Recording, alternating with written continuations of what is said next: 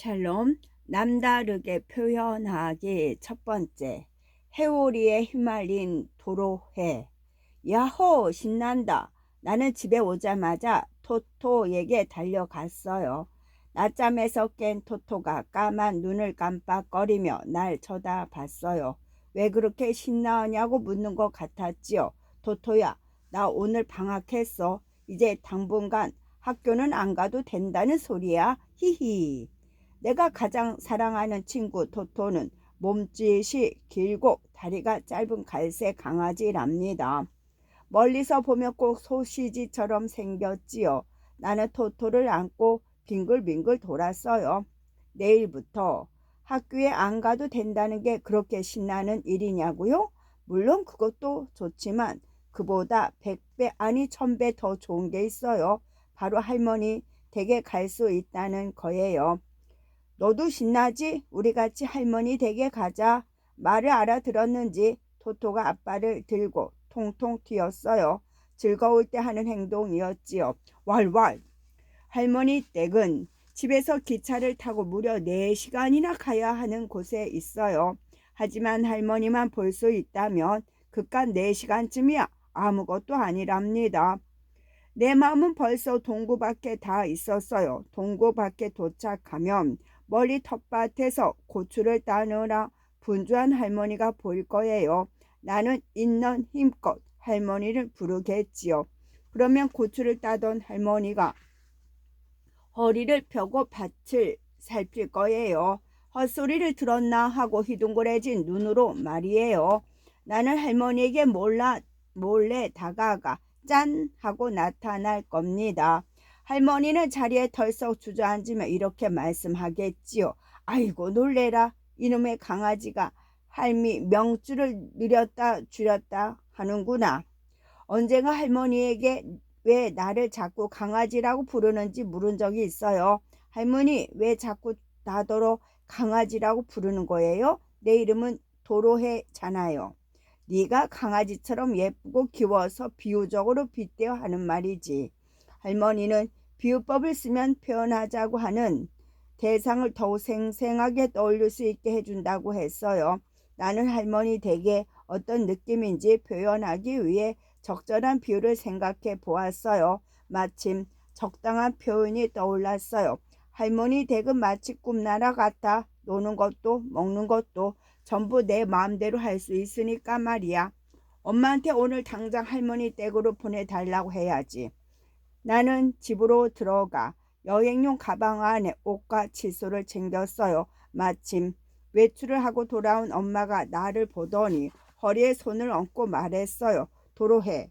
방학 숙제 다 끝나기 전엔 어림도 없어. 그런 법이 어디 있어요? 울상을 지어봤지만 엄마의 목소리는 단호했어요. 비유를 쓰면 글이 더 생생해진다고요? 비유를 쓰면 글이 더 생생해진다고요?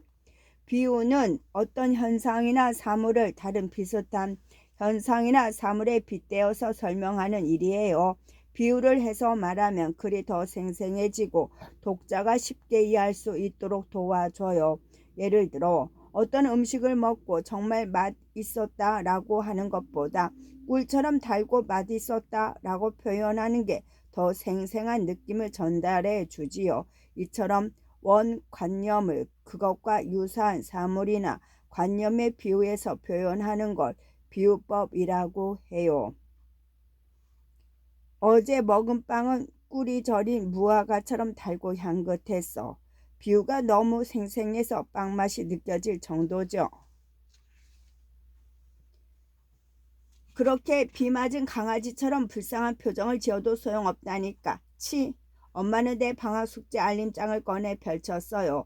숙제 중에 수사법을 이용한 글쓰기라는 게 있구나. 이것부터 시작하는 게 좋겠다. 어때? 나는 심통이 나 얼굴을 획 돌렸어요. 지금은 글 쓸 기분이 아니라고요. 그러니까 글을 쓰기 싫은 그 기분을 글로 표현해봐. 정말이지 엄마는 지독한 마녀야. 오호, 엄마를 운유법으로 표현하다니 똑똑한데. 우리 엄마는 동화 작가예요.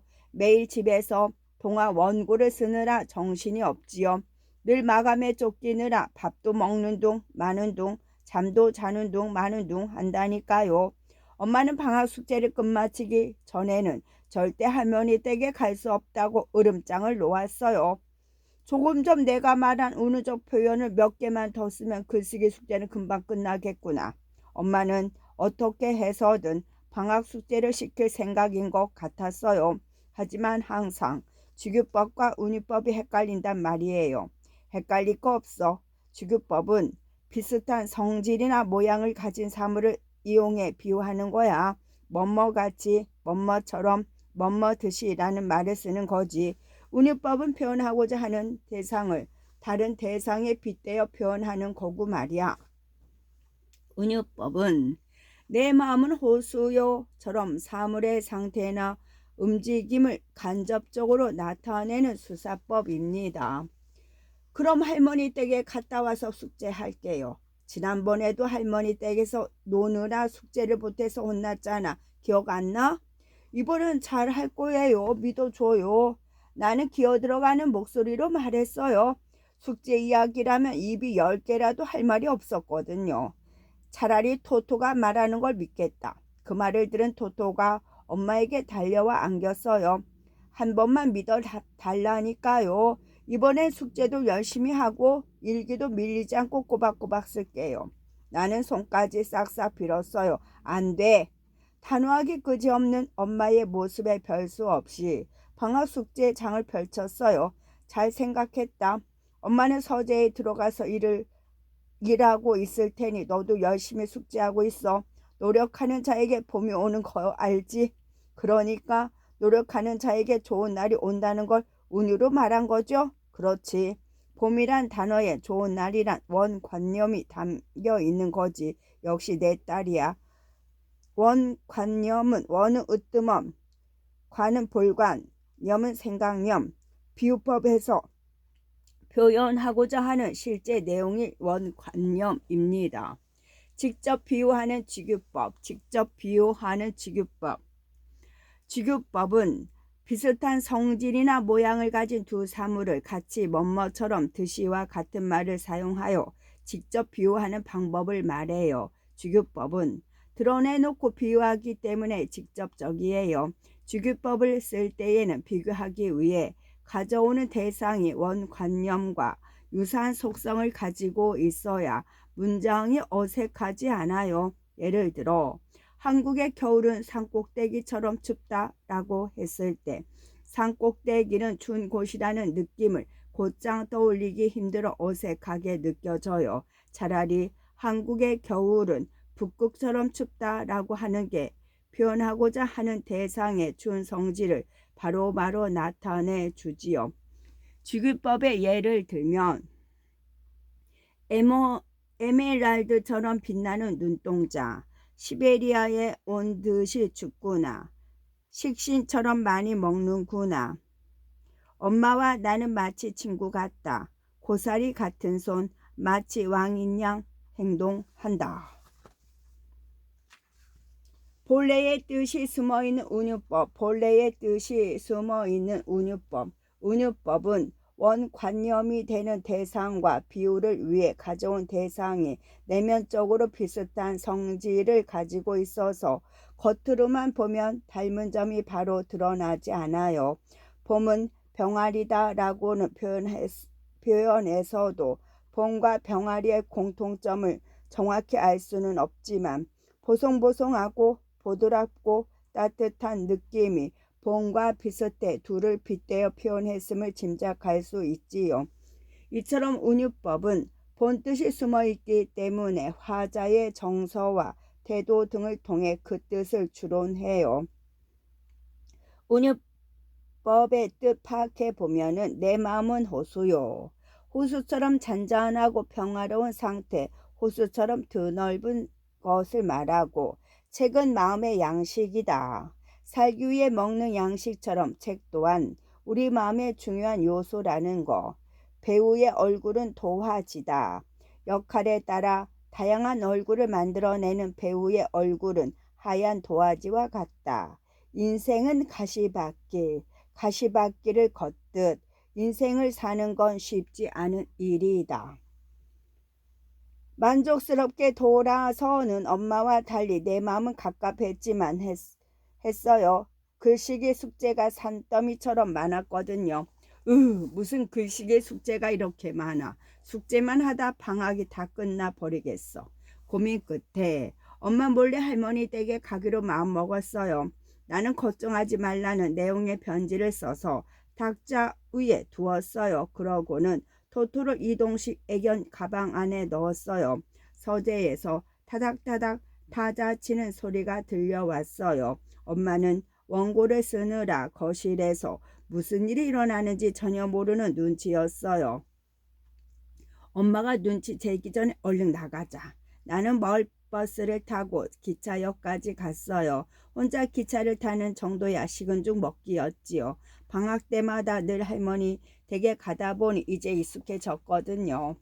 기차에서 출발역과 종착역을 안내하는 안내 방송이 흘러나왔어요. 나는 안전띠를 맨 뒤 도토가 든 애견 가방을 무릎 위에 올려놓았어요. 기차가 조금씩 움직이기 시작했어요. 나는 창밖을 바라보며 콧노래를 불렀어요. 이 순간이 가장 신나거든요. 할머니 댁에 가면 제일 먼저 뭘 하고 놀까? 할머니랑 같이 놀 생각을 하니 입가에 미소가 가득 번졌어요.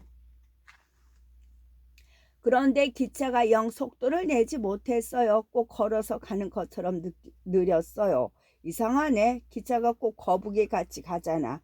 그때 안내 방송에 흘러나왔어요.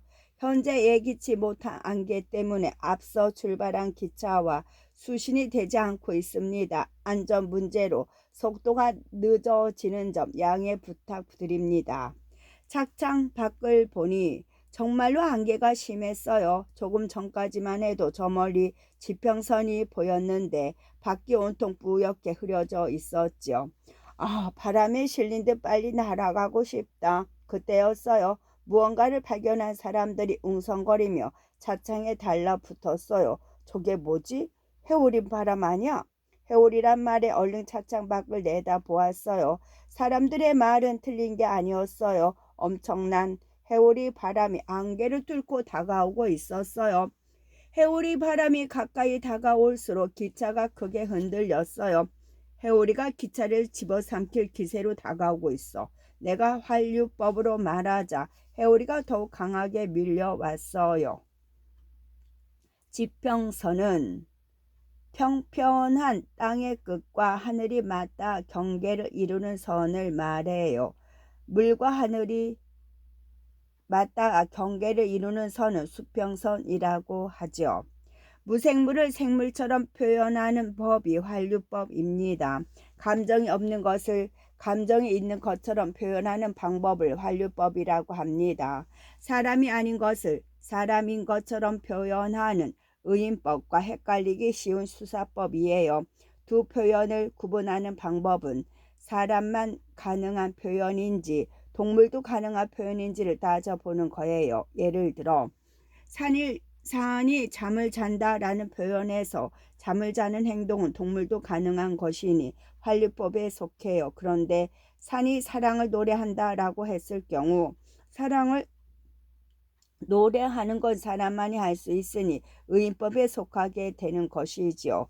환류법의 예를 들면 기차가 해를 집어삼킬 듯 동쪽을 향해 달려갔다. 높은 산들이 날 에워쌌다. 봄이 오고 대지가 꿈틀댔다. 따스한 햇살이 내 어깨에 살며시 내려앉았다. 파도가 몸부림치는구나 등등입니다. 더욱 강하게 밀려왔어요. 겁이 나서 가방에서 토토를 꺼내 안았어요. 컹컹. 토토가 창밖을 향해 이빨을 드러내며 짖었어요.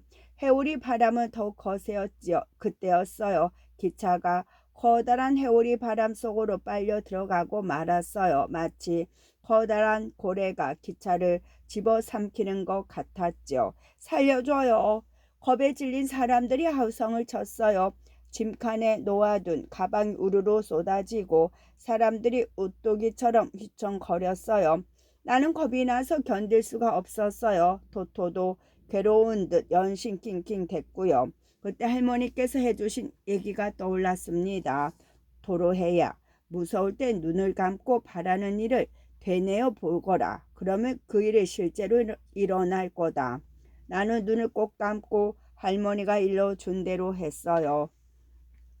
나쁜 것들은 무덤 속으로 사라지고 비겐드 평화가 찾아온다. 나쁜 것들은 무덤 속으로 사라지고 비겐드 평화가 찾아온다. 나는 천천히 눈을 떴어요. 할머니 말은 진짜였어요. 그 큰 해오리 바람이 온데간데 없이 사라져 버렸지요. 그런데 중요한 건 사람들까지 사라졌다는 거예요. 기차에는 나와 토토밖에 남아있지 않았어요. 어라? 사람들이 다 어디로 갔지? 나는 안전띠를 풀고 자리에서 일어났어요. 조금 전까지만 해도 사람들이 가득 차 있었는데 정말 귀신이 곡할 노릇이네. 그때 토토가 차창 밖을 바라보며 으르렁 거렸습니다. 토토 쉬 왈왈. 아무래도 수상쩍은 무언가를 발견한 것 같았죠. 왜 그래? 밖에 뭐가 있는데? 토토의 시선을 따라 차창 밖을 내다봤어요. 그런데 믿을 수 없는 형체가 눈에 들어왔어요. 세상에 저게 뭐지? 혹시 안개 탓에 잘못 본 게 아닐까 싶어 눈을 비벼봤지만 요정이 틀림없었습니다. 커다란 귀에 조그마한 얼굴, 비닐처럼 얇은 날개까지 동화 속 사파에서 본 모습이었지요. 토토야, 요정들이 하늘을 달고 있어. 그 순간 요정들과 눈이 마주쳤어요. 반가운 마음에 인사를 하려고 손을 들어 올리자 요정들이 놀라 흩어졌어요. 요정들아 미안해. 놀라게 할 마음은 없었어. 나는 허겁지겁 기차 문을 열고 밖으로 나갔어요. 신비한 오주의 나라, 신비한 오주의 나라. 나는 손으로 안개를 헤치며 조금 전에 본 요정들을 찾아 두리번거렸어요. 요정들이 어디로 간 걸까? 그때였어요. 따뜻한 바람이 불어오며 안개가 걷혔어요. 뿌연 안개가 사라지자 싱그러운 초록 잔디가 눈에 들어왔어요. 아름다운 꽃도 얼마나 많았는지 몰라요. 저 꽃들 좀 봐. 한들한들 춤을 추는 것 같아. 주변의 풍경에 감탄하고 있을 때였어요. 작은 모자를 쓴 요정들이 불쑥 나타났지요. 아, 요정이다. 나비처럼 생긴 요정들이 하늘을 빙글빙글 돌며 신기한 소리를 내고 옥수수염 같은 머리를 한 요정이 앞장서 걸어왔어요. 난 요정 머피라고 해요. 머피는 나를 향해 정중하게 인사를 했어요. 나도 엉겁결에 허리를 숙였죠. 안녕하세요. 저는 도로해예요. 마법사여 오주의 날에 온 것을 환영합니다. 오주의 나라요? 네, 이곳은 신비한 오주의 나라입니다. 당신이 사악한 동쪽 마녀를 물리쳐 주셨어요. 머피는 자꾸만 할 수 없는 소리를 했어요. 대체 그게 무슨 소리인가요? 머피는 대답 대신 내가 다가온 기차 밑을 가리켰어요. 그런데 이게 웬일이에요? 기차 밑으로 사람의 발이 삐쭉 튀어나와 있는 게 보였어요. 기차 밑에 사람이 깔려 있어요. 혹시 나 때문에 이렇게 된 건가요? 머피가 반달 같은 눈웃음을 지으며 말했죠. 아주 뼈도 못 추리게 됐지요, 마법사요. 기차에 깔린 자는 요정 먼치킨들을 괴롭히던 사악한 동쪽 마녀랍니다. 다 마법사님의 마법 능력 덕분이에요. 머피가 말하길 동쪽 마녀는 머치킨들을 노예처럼 부리며 괴롭혔대요. 머치킨들은 너무 괴로웠지만 동쪽 마녀의 힘이 너무 강해서 반항할 수 없었다 하지요. 제가 대체 어떤 마법 능력을 가졌다는 거죠? 전 마법사가 아니에요. 다양한 수사법을 쓸 줄 아는 능력이지요. 선뜻 이해하기 힘들었어요. 국어 숙제할 때나 쓰던 수사법이 이곳에서는 마법의 능력으로 통한다니요. 오즈의 나라에서는 마법 주문을 외울 때 수사법을 사용해요. 당신이 기차 안에서 여러 가지 수사법을 이용해 마법 주문을 외운 덕분에 사악한 동쪽 마녀가 기차에 깔리게 된 거예요. 나는 기차 안에서 중얼거린 말들을 떠올려 보았어요. 나쁜 것들은 무덤 속으로 사라지고 비개인 듯 평화가 찾아온다라고 했던 게 동쪽 마녀를 물리치는 주문이 된 것이었어요. 작가인 엄마에게 영향을 받아 수사적 표현을 자주 쓰는 게 도움이 되었나 봅니다. 그러고 보니 훨훨 날아가고 싶다고 하니까 이상한 해오리 바람이 몰려왔어요. 해오리 바람이 기차를 집어삼킬 듯 몰려온다고 하니까 더욱 거세졌고요. 오주의 나라에선 그런 수사법이 칼보다 더 강한 무기랍니다. 아주 잘하셨어요. 도로해님은 타고난 마법사예요. 머피는 수사법이 얼마나 강한 무기가 될 수 있는지 환유법으로 말하며 나를 자꾸 칭찬했어요. 하지만 나는 하나도 기쁘지 않았죠. 대유법은 일상에서 자주 쓰는 표현이라고요. 대유법은 보통 사물의 특징이나 속성으로 그 사물 전체를 표현하거나 부분적인 특성으로 전체를 나타내는 수사법으로 일상에서도 자주 쓰이죠. 예를 들어 누가 연필 좀 줘 라고 했을 때는 반드시 연필만을 달라는 뜻이 아니지요. 연필을 달라는 말에는 펜이나 만년필 등 필구를 할 수 있는 것 무엇이든 좋으니 달라는 뜻이 포함되어 있어요. 요람에서 무덤까지. 요람은 젖먹이 아이를 태우는 물건이고 무덤은 사람이 죽으면 묻히는 곳이에요. 즉 태어나서 죽을 때까지를 뜻하는 말이죠. 밥 한 공기 먹자. 꼭 쌀밥 한 공기를 먹자는 뜻이 아니라 무엇을 먹든 한 끼를 먹자는 뜻이겠고, 청와대에서 입장을 발표했다는 청와대라는 건물의 입장을 말하는 것이 아니라 정부의 입장을 말하지요. 사람은 빵만으로 살 수 없다. 먹는 것을 빵으로 싸잡아 표현해 사람의 삶에는 먹는 것 이외에 필요한 것이 많음을 뜻하지요. 백의 민족, 예로부터 하얀 옷을 즐겨 입었던 우리 민족을 일컫는 말입니다. 환유법이란 대유법의 하나로서 도둑을 밤손님이라고 하는 것처럼 어떤 사물을 그것의 속성과 밀접한 관계가 있는 다른 낱말로 표현하는 수사법이랍니다. 머피 요정님, 이곳은 너무 아름다워요. 하지만 전 할머니가 보고 싶어요. 어떻게 하면 제가 살던 곳으로 돌아갈 수 있나요? 머피가 딱한 표정으로 날 쳐다보았어요. 이곳에선 300년을 산 저도 그 방법을 모릅니다. 등잔빛이 어두운 법이지요. 머피는 풍유법으로 자신의 애석한 마음을 표현했어요.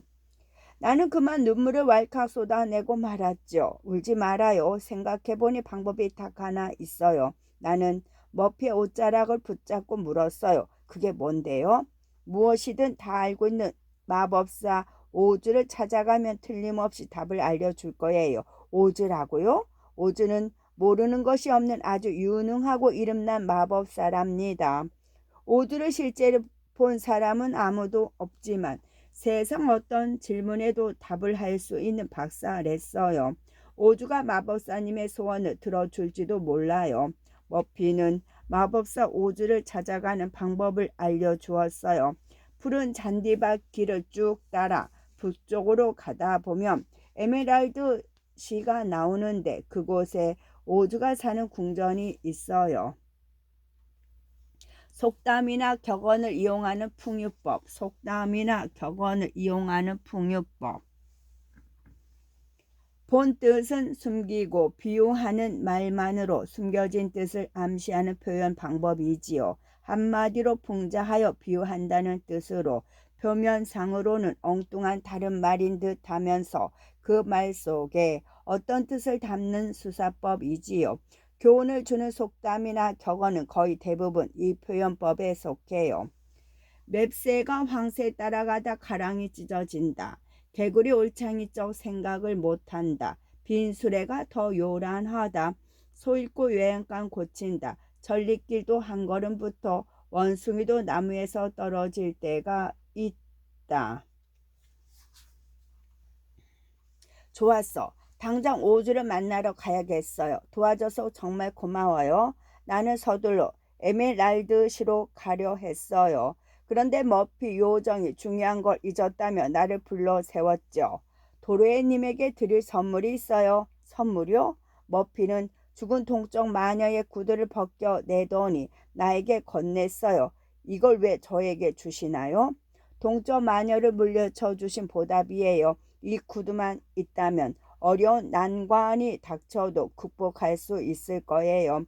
동쪽 마녀의 구두는 강한 마법의 힘을 가졌거든요. 강한 힘을 가진 구두라니 믿기 힘들었어요. 하지만 신비한 오즈의 나라에서는 어떤 일이든 가능할 거라는 생각이 들었지요. 나는 빨간 구두를 요리조리 살피며 물었어요.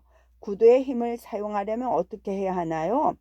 위기의 순간에 수사법을 사용해 주문을 걸면 구두가 신기한 마법으로 도움을 줄 거예요. 단, 한 번 사용했던 주문은 다시 쓸 수 없어요. 수사법으로 어떻게 주문을 거는지 알 수 없었지만 요정의 말을 믿어보기로 했어요. 작별을 하고 돌아서려 할 때였어요. 머피가 이마를 탁 치더니 내게로 날아왔어요. 내 정신 좀 봐. 중요한 걸 또 잊었네요. 머피는 토토의 작은 머리 위에다 마법 지팡이를 휘둘렀어요. 그러자 토토가 두 다리로 펄떡 일어섰어요. 그뿐 아니라 말도 할 수 있게 되었지 뭐예요. 도로에 나도 말을 할 수 있어. 그동안 너랑 얼마나 수다를 떨고 싶었는지 몰라. 두 발로 선 토토가 나를 향해 아빠를 흔들며 말했어요. 두 눈으로 보고도 믿기 힘든 광경이었지요. 토토의 목소리는 생김새처럼 귀엽고 앙증맞았습니다. 세상에 토토가 말을 하다니. 히히, 사람 말을 할 줄 아니까 너무 편하다. 말을 하게 되어 들뜬 토토는 한참스레 너스레를 떨었어요. 그러더니 문득 뒤를 돌아보며 물었지요. 도로해, 요정이 준 동쪽 마녀의 구두는 왜 안 신을 거야? 참 구두가 있었지. 나는 손에 들려있는 빨간색 구두를 내려다 봤어요. 크기가 좀 커 보였지만 예뻐서 신어보고 싶었지요. 한번 신어봐. 토토의 말에 얼른 구두에 발을 집어넣었어요. 그러자 놀라운 일이 벌어졌어요. 원래부터 내 거였던 것처럼 구두의 크기가 줄어들었거든요. 너스레는 수다스럽게 떠벌려 늘어놓는 말을 말하지요. 보통 너스레를 떨다, 너스레를 피우다, 너스레를 부리다처럼 표현을 합니다. 우와, 오주의 나라는 정말 별 세상이구나. 무슨 일이든 일어나니까 말이야. 신이 난 나는 오솔길을 볼짝볼짝 뛰어다녔어요. 구두가 아주 잘 어울리는 걸 할머니에게도 보여주자. 토토가 할머니 이야기를 꺼내자 벼랑간 걱정이 밀려왔어요. 오주의 나라도 좋지만 집과 가족이 있는 곳보다 좋을 수는 없었지요. 우리가 집으로 돌아갈 수 있을까? 토토가 가느다란 꼬리를 흔들며 당차게 대답했어요. 걱정하지 마. 무슨 일이 생기면 내가 지켜줄게. 하하, 토토 네가 그렇게 말하니 든든한걸. 토토와 나는 콧노래를 부르며 씩씩하게 걸어 나갔어요.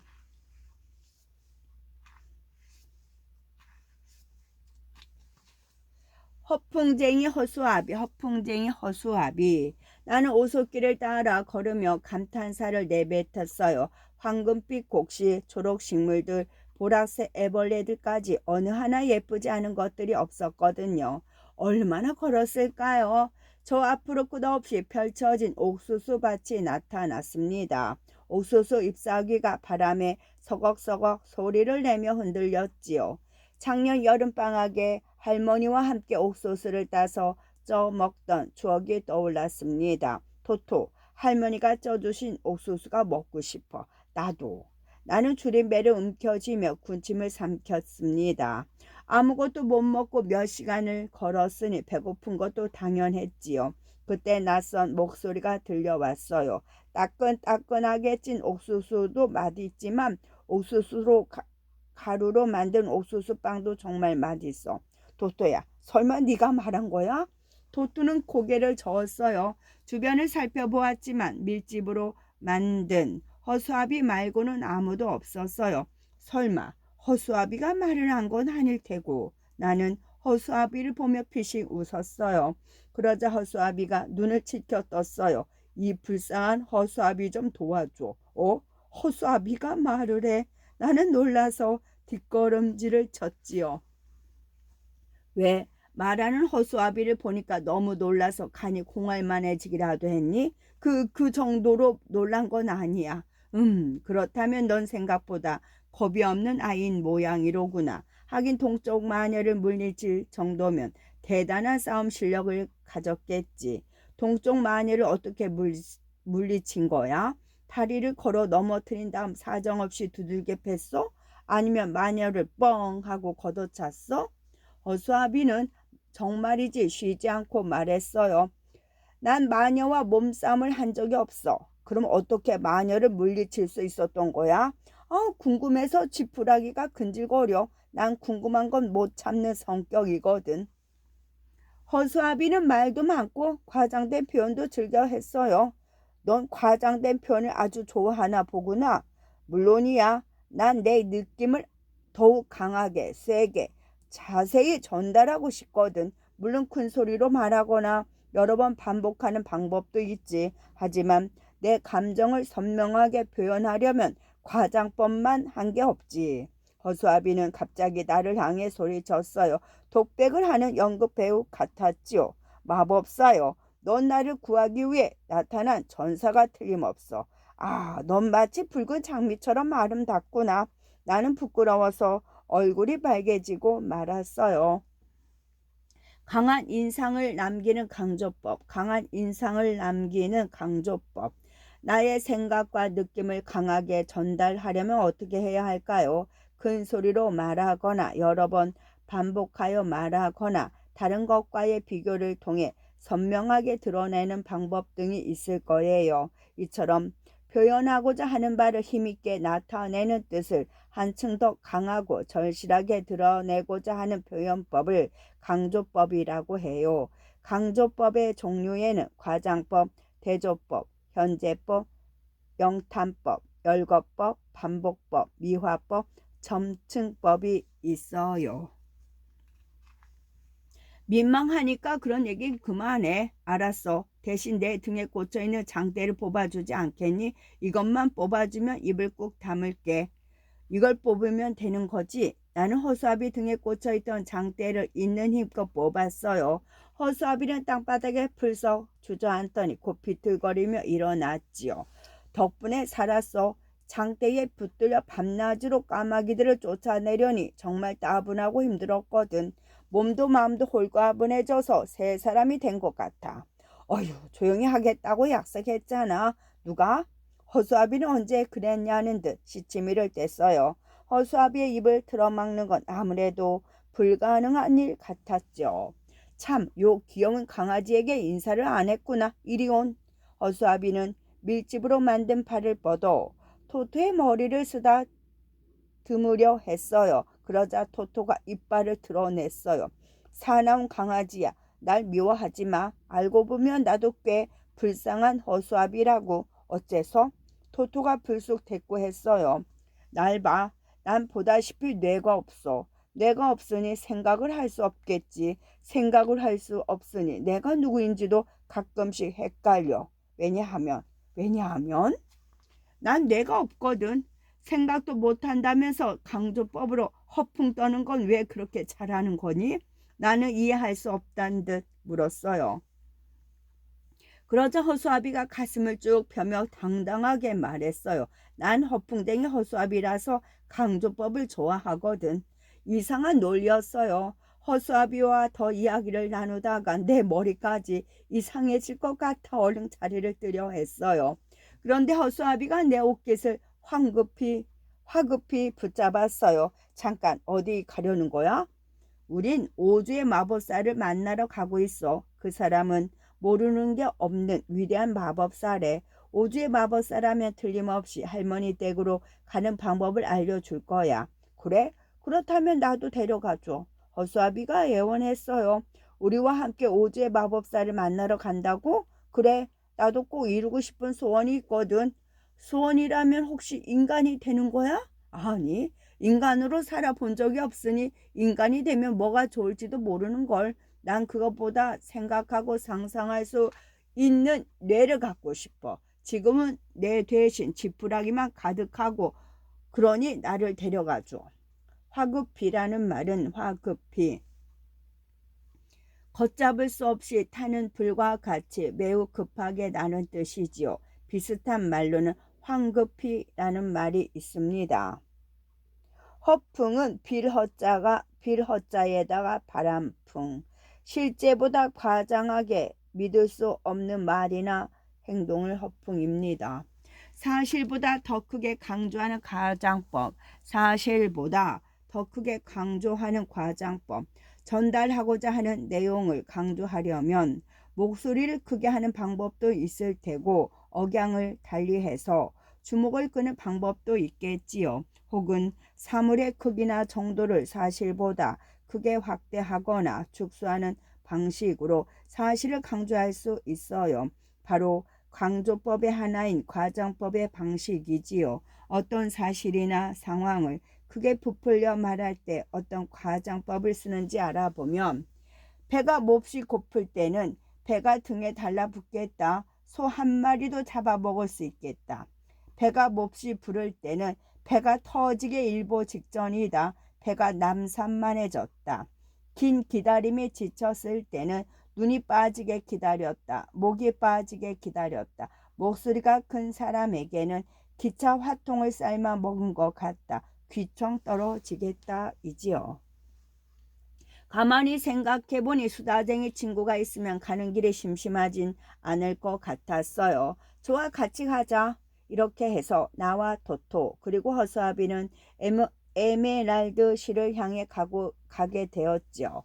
길을 걷다 보니 울퉁불퉁한 자갈밭이 나왔어요. 나는 물론이고 토토도 발이 아프다며 징징거렸지요. 그런데 허수아비는 끝없이 떠들어댔어요. 난 가끔 내 몸이 지푸라기로 만들어진 것에 감사해. 배도 안 고프고 아프지도 않거든. 하지만 가끔 입에서 지푸라기가 빠져나오는 건 별로야. 휴, 제발 조용히 가면 안 될까? 그렇잖아도 길이 험해서 걷기 힘들단 말이야. 네가 신고 있는 동쪽 마녀의 마법 구두를 이용해서 편하게 날아가면 되잖아. 허수아비가 내 발을 가리켰어요. 하지만 어떤 주문을 걸어야 할지 모르겠어. 수사법을 사용해야 한다고는 들었는데. 아까 말한 과장법을 사용해봐. 너는 내가 있으니 마음껏 생각할 수 있잖아. 허수아비의 말대로 어떤 과장법이 좋을지 생각해 보았어요. 하지만 쉽게 떠오르지 않았죠. 전혀 모르겠어. 나는 그저 훨훨 날아가고 싶을 마음뿐이야. 훨훨 하늘 위로 말이야. 순간 내 몸이 궁으로 붕 떠올랐어요. 우와, 내 몸이 떠올랐어. 하늘을 나는 기분은 정말이지 끝내줬어요. 나는 땅으로 내려와 토토와 허수아비를 안아들었어요. 다 같이 하늘을 날아가자.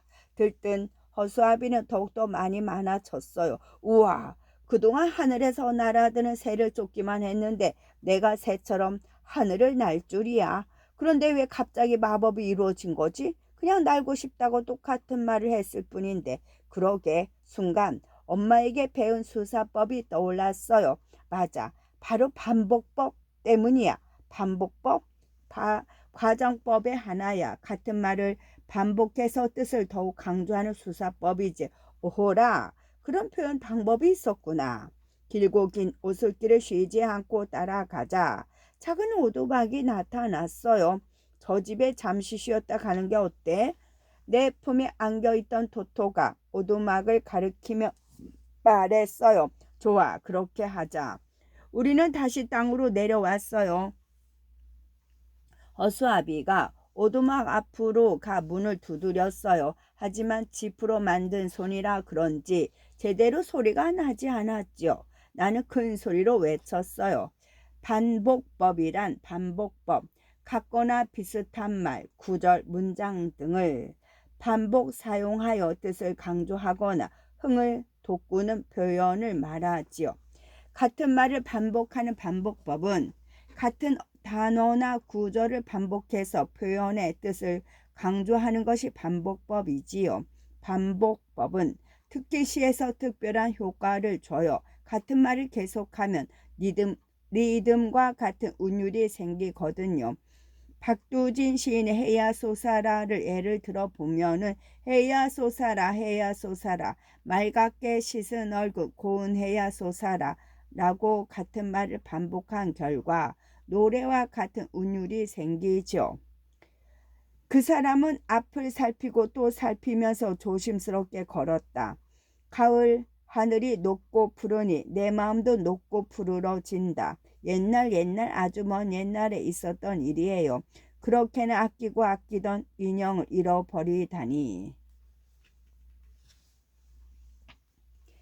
죄송하지만 잠시만 쉬었다 가도 될까요? 그러자 농부 먼 치킨이 문을 열고 나왔어요. 오, 당신은 착한 동료 마녀를 물리친 마법사로군요. 얼른 들어오세요. 마침 저녁밥을 준비 중이었답니다. 농부 먼 치킨은 반가운 기색으로 우리를 맞이했어요. 허수아비는 그 틈을 놓치지 않고 떠들었어요. 도로에는 아주 용감한데 그 용기로 동정 마녀 앞에 맞서 싸울 때는 신기한 마법으로 마녀를 해치웠답니다. 허수아비는 앞 구절의 말을 다시 다음 구절에 연결시켜 연쇄적으로 이어가는 연쇄법으로 나에 대한 자랑을 늘어놨어요. 창피해서 말렸지만 허수아비는 수다를 멈추지 않았죠. 모두 먼 치킨이 조심스럽게 물었어요. 농부 먼 치킨이 조심스럽게 물었어요. 마법사님, 부탁을 하나 드려도 될까요? 어떤 부탁인가요? 동쪽 마녀를 물리친 당신의 힘으로 서쪽 마녀도 물리쳐 줘요. 서쪽 마녀의 행포 때문에 우리는 편히 살 수가 없답니다. 부디 우리 먼 치킨들을 도와주세요. 그게 나는 마법을 쓸 줄 모른다고 고백하려 했어요. 하지만 허수아비가 허풍을 떠는 동에 실패로 돌아갔어요.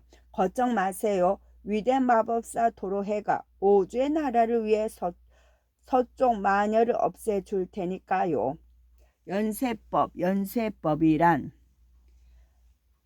앞말의 끝부분이 다음 구절의 첫 부분에서 다시 되돌이 되어 이어지며 마치 꼬리에 꼬리를 문 것 같은 말을 연쇄법이라고 합니다. 끝.